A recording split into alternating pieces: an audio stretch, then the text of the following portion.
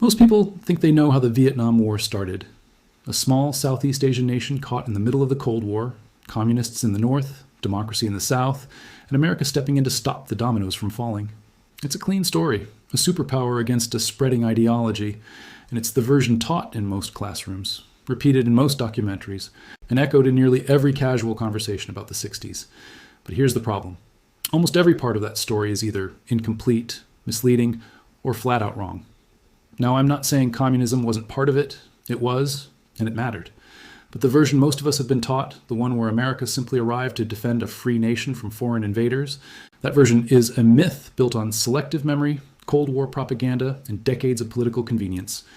The real story, the one buried underneath 50 years of simplified textbook narrative, is far stranger, far messier, and far more damning than anything you learned in school. So let's rewind the clock. Not to 1965, when American combat troops landed at Da Nang, and not even to 1954, when the country split in two. Let's go back further, to a colonial relationship that most people have completely forgotten existed, because that's actually where this story begins. For nearly 60 years before a single American soldier set foot in Vietnam, the country was not an independent nation at all. It was a French colony, part of what the French called Indochina, alongside Laos and Cambodia. And French rule in Vietnam was not gentle. Plantation owners extracted rubber and rice at brutal human cost.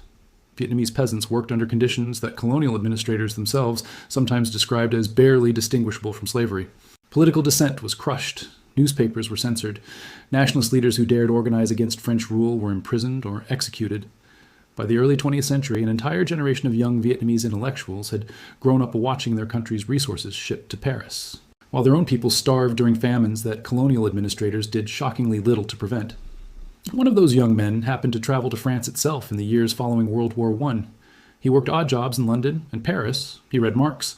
He petitioned the Versailles Peace Conference in 1919, asking the assembled world leaders, including Woodrow Wilson, to apply the principle of national self-determination to Vietnam the same way it was being applied to nations in Europe. He was ignored. His name was Nguyen Ai Quoc. Later, the world would come to know him by a different name, Ho Chi Minh.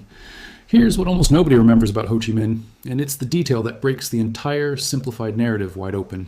During World War II, when Japan occupied Vietnam and French colonial authorities collaborated with them, it was Ho Chi Minh's guerrilla organization, the Viet Minh, that fought against the Japanese. And it wasn't the Soviets who armed and trained them for that fight. It was the Americans. The American Office of Strategic Services, the wartime precursor to the CIA, worked directly with Ho Chi Minh's forces, supplying weapons, radios, and military training. American agents met with him personally. One OSS officer later described him as intelligent, well-informed, and deeply committed to Vietnamese independence, not as a doctrinaire Soviet puppet. When Japan surrendered in August of 1945, Ho Chi Minh stood before a massive crowd in Hanoi and declared Vietnamese independence. And in a detail that history teachers rarely mention, he opened his declaration by quoting, almost word for word, the American Declaration of Independence. "All men are created equal," he said, echoing Jefferson. He wrote letters to President Truman, at least 8 of them between 1945 and 1946, asking for American support and recognition of Vietnamese independence. Every single letter went unanswered. Think about that for a moment. The man who would later become America's enemy for 2 decades began his political life quoting American ideals and asking America for help. And America said nothing back. If that single fact doesn't reframe everything you thought you knew about how this war began, nothing will. So what changed? Why did Washington go from ignoring Ho Chi Minh to spending $300 billion and sacrificing 58,000 American lives to defeat him? The answer has almost nothing to do with Vietnam itself, and almost everything to do with the geopolitics of Europe. By the time Ho Chi Minh's letters were landing on desks in Washington, the wartime alliance between the United States and the Soviet Union had collapsed into open hostility. The Truman administration was consumed with rebuilding a devastated Western Europe and preventing communist parties from winning power in France and Italy through the ballot box. And France, weakened and humiliated by its wartime occupation, desperately wanted its colonial empire back, Vietnam included, as a matter of national pride and economic recovery. Washington faced an uncomfortable choice: support Vietnamese self-determination as American ideals and Ho Chi Minh's own appeal suggested, or support French colonial reconquest in order to keep Paris friendly, stable, and firmly anti-communist. The State Department chose France, not because anyone in Washington believed Vietnam mattered strategically in 1946. They chose France because Vietnam was, in the coldest possible calculation, a bargaining chip in a much larger game being played across the Atlantic. American military aid began flowing to French forces fighting to reconquer their former colony.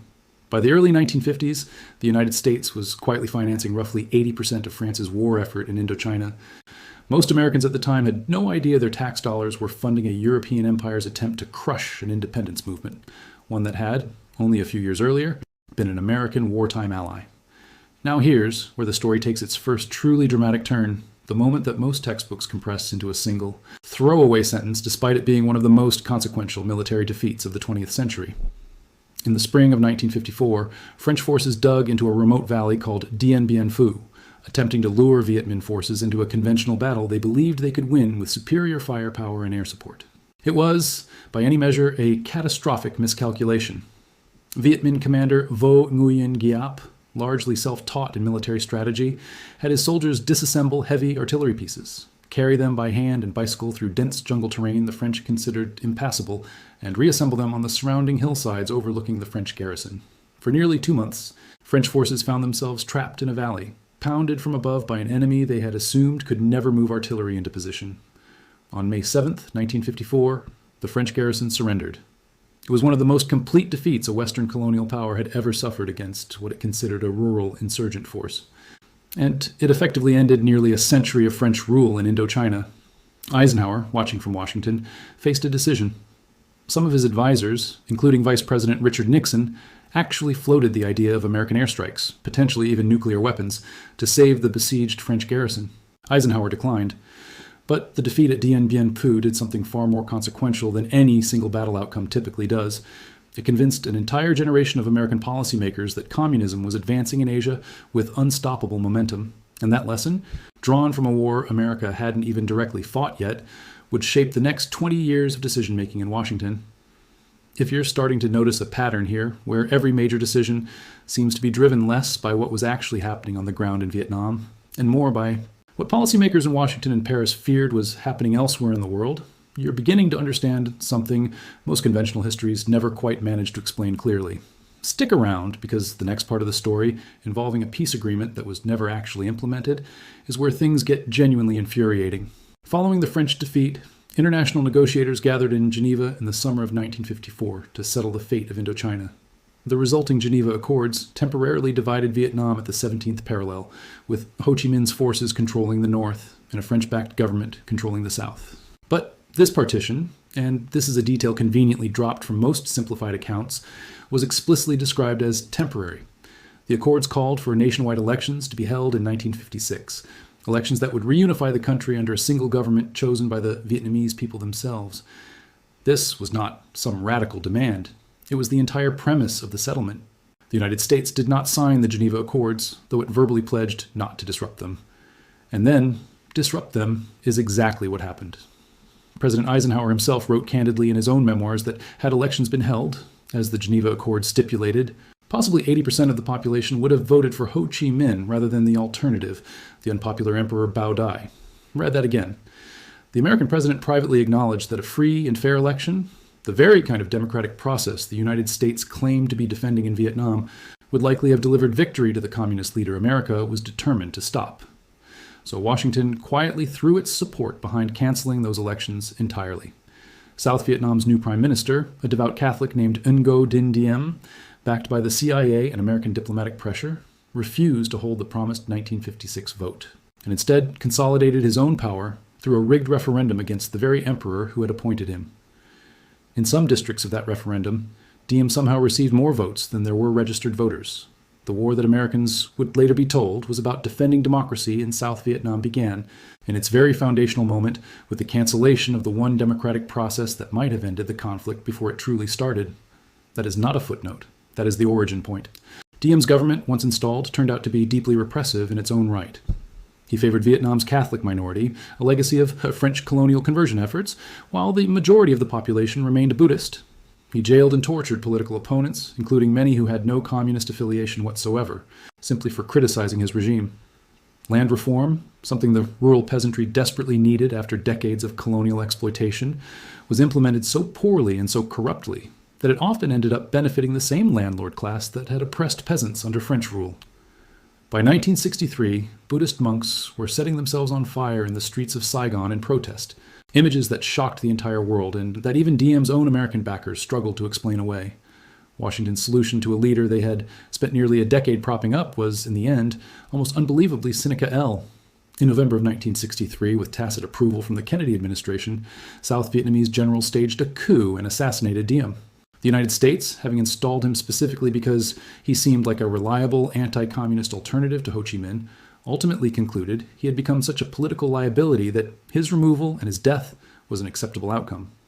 Kennedy himself was assassinated in Dallas just 3 weeks later, leaving the entire Vietnam question, along with the South Vietnamese government now in chaotic disarray following the coup it had just endorsed, to his successor.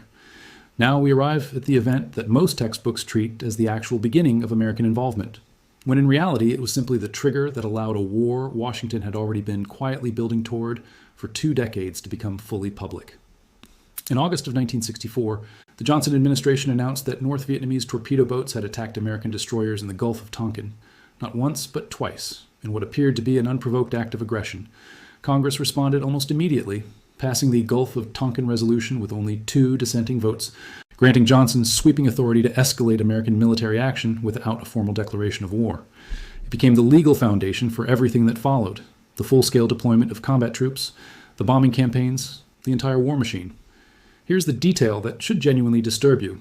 Declassified documents released decades later, including internal National Security Agency historical reviews, revealed that the second attack, the one that actually pushed Congress toward that resolution, almost certainly never happened. Nervous sonar operators on a stormy night, working with malfunctioning equipment, misread weather interference, and their own ships turning wake as incoming torpedoes. Even the first attack, which likely did occur in some limited form, took place in a context Americans were never told about. A context in which American ships were supporting covert South Vietnamese commando raids against North Vietnamese coastal installations just days earlier. This was not, in other words, some peaceful American vessel minding its own business in international waters. Robert McNamara, the Secretary of Defense at the time and one of the war's chief architects, later admitted in his own memoirs that the evidence for the second attack was deeply questionable, even as the administration was publicly presenting it to Congress as fact. An entire decade of escalating American warfare, the very legal authorization for it, rested on an incident that mostly didn't happen, sold to a Congress that voted for it almost unanimously based on incomplete and, in some cases, deliberately misleading information. If a fabricated or at minimum wildly exaggerated naval incident became the legal justification for the deaths of over 58,000 American soldiers and an estimated 1 to 3 million Vietnamese, and if you're only now hearing this for the first time, take a moment to sit with that, because we haven't even gotten to the part of this story involving the domino theory itself, the supposed strategic logic underpinning the entire war, and whether it actually held up to scrutiny even by the standards of the men who were using it to justify escalation. The domino theory, first articulated publicly by Eisenhower in 1954, held that if Vietnam fell to communism, neighboring nations, Laos, Cambodia, Thailand, and eventually the rest of Southeast Asia, would topple in succession like a row of dominoes. It was the central strategic justification offered to the American public for nearly 2 decades of increasing military commitment. But internal government assessments told a very different story from the public rhetoric. Declassified sections of what became known as the Pentagon Papers, a top-secret Defense Department history of the war leaked to the press in 1971, revealed that many of the administration's own analysts privately doubted the domino theory's validity, even while officials publicly insisted on it. Intelligence assessments from the CIA itself, produced as early as 1961, concluded that a communist victory in Vietnam would not automatically trigger the collapse of the entire region, and that other Southeast Asian nations had their own distinct political and social conditions that made them considerably more resistant to communist insurgency than Vietnam had been.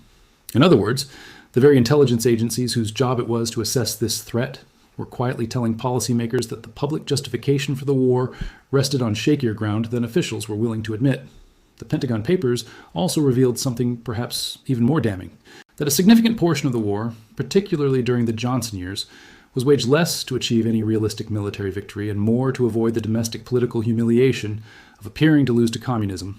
A phrase used repeatedly and explicitly in internal planning documents was to avoid a humiliating defeat, not to win a war that could actually be won.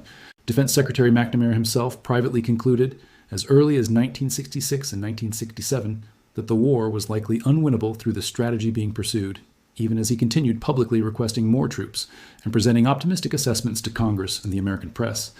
The gap between what officials believed privately and what they said publicly was not a minor inconsistency. It was, according to many historians who have studied the Pentagon Papers extensively, one of the most significant deceptions perpetrated on the American public by its own government in the 20th century.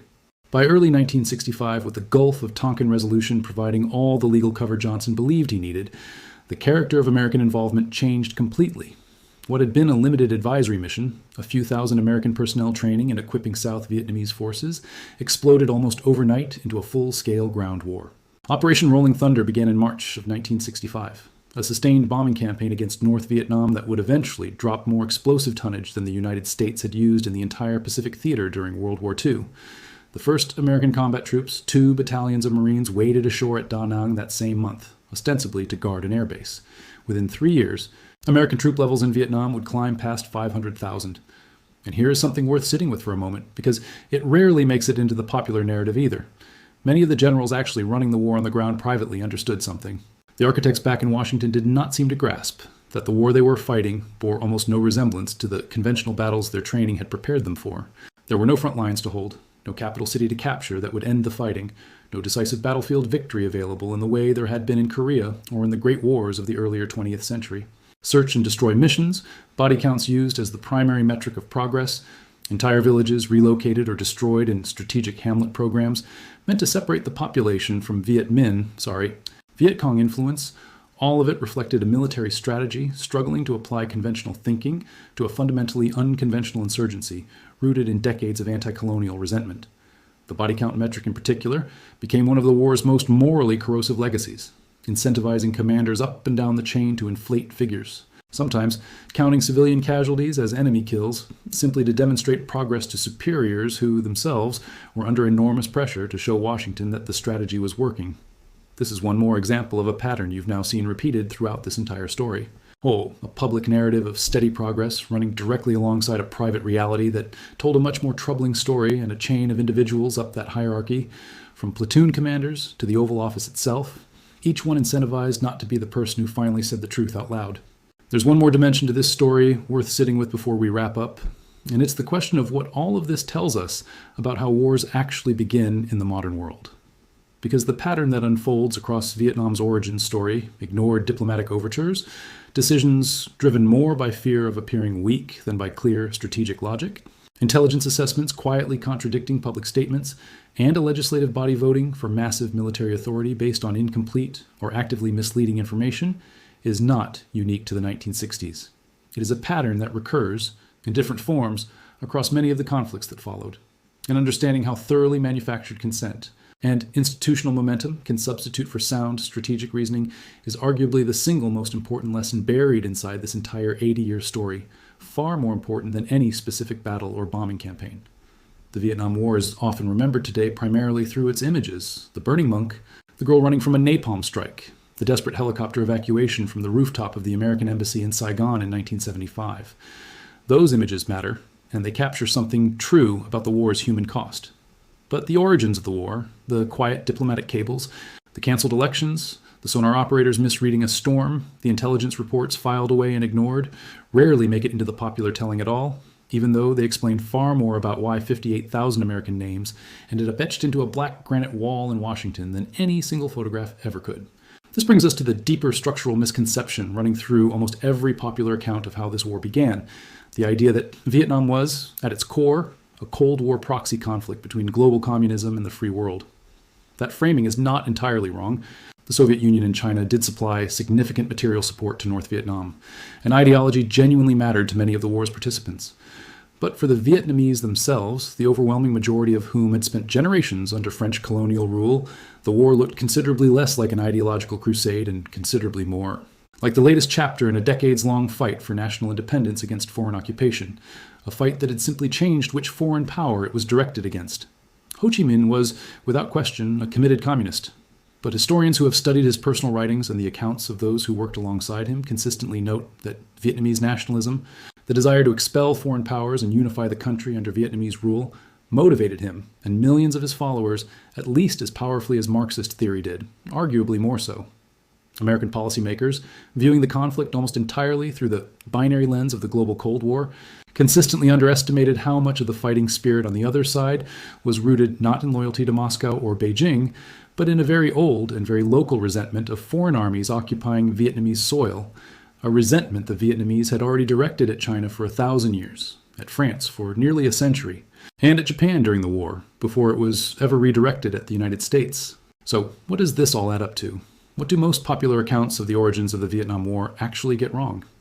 The first error is treating the war as beginning in the mid-1960s, when in reality its roots stretch back to a colonial relationship and an ignored appeal for independence in the 1940s, one that the United States itself was briefly, if only tacitly, aligned with. The second error is the myth of a simple democracy versus communism narrative, when the actual founding act of South Vietnam as a separate state involved the cancellation of the very election that might have peacefully reunified the country under terms the Vietnamese people themselves would have chosen.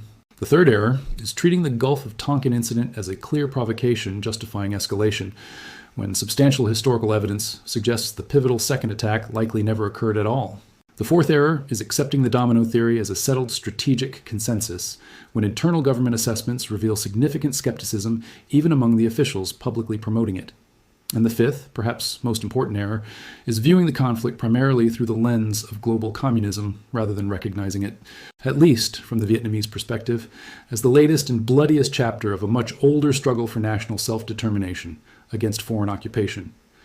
None of this is meant to excuse the very real atrocities and authoritarian brutality that characterized the North Vietnamese government, both during the war and after its eventual victory in 1975.